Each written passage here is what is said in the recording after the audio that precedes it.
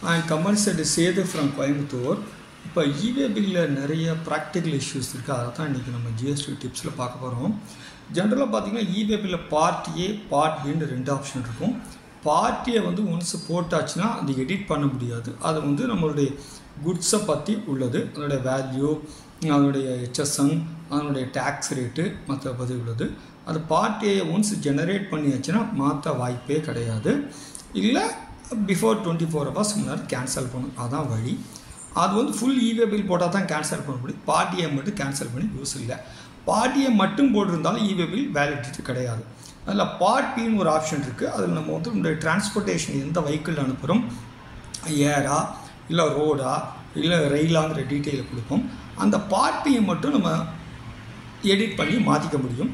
அது எந்த சமயத்தில் எடிட் பண்ணி மாற்றிக்க முடியும்னு பார்த்திங்கன்னா, சப்போஸ் வெஹிக்கிள் பிரேக் டவுன் ஆகலாம், இல்லை வெஹிக்கிள் வந்து ஆக்சிடெண்ட் ஆகலாம், இல்லை அந்த வெஹிக்கிள் வந்து ஒரு ரோட்டில் போயிருக்கும், அந்த ரோட்டில் வந்து இன்னொரு ரோட்டுக்கு முன்னாடி அது பெரிய வெஹிக்கிள் அந்த ரோட்டுக்கு போக முடியாது. ஸோ அப்போ சின்ன வெஹிக்கிளுக்கு அதை மாற்றி அனுப்புவாங்க. அந்த மாதிரி ரீசனாக இருக்கலாம்.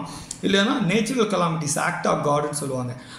ஒரு மழை, புயல், வெள்ளம் ஆர் அதர் அன்ஃபோர் சீசன் சர்க்கம்ஸ்டன்சஸில் நம்ம பார்ட் பியை எடிட் பண்ணி மாற்றிக்கலாம். இது ஒரு டிப்ஸு.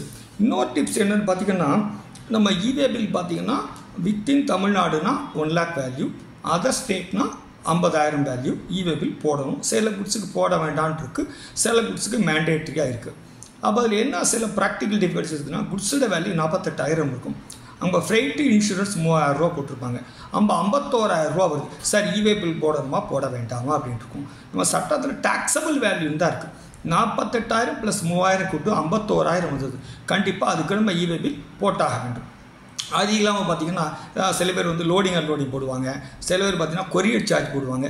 எல்லாத்தையும் கூட்டி அந்த டாக்ஸபிள் வேல்யூ 50,000க்கு மேலே வருமாயின் நம்ம என்ன பண்ணணும் அப்படின்னா இவே பில் போடணும். டாக்ஸபிள் வேல்யூ அந்த 50,000 எப்படி பார்க்கணும்னா, அந்த டாக்ஸபிள் வேல்யூ ப்ளஸ் அந்த கொரியர் சார்ஜ் ப்ளஸ் இதை சேர்த்து பார்த்து நம்ம 50,000 1 லட்சம் அப்படின்னு சொல்லி பார்க்கணும்.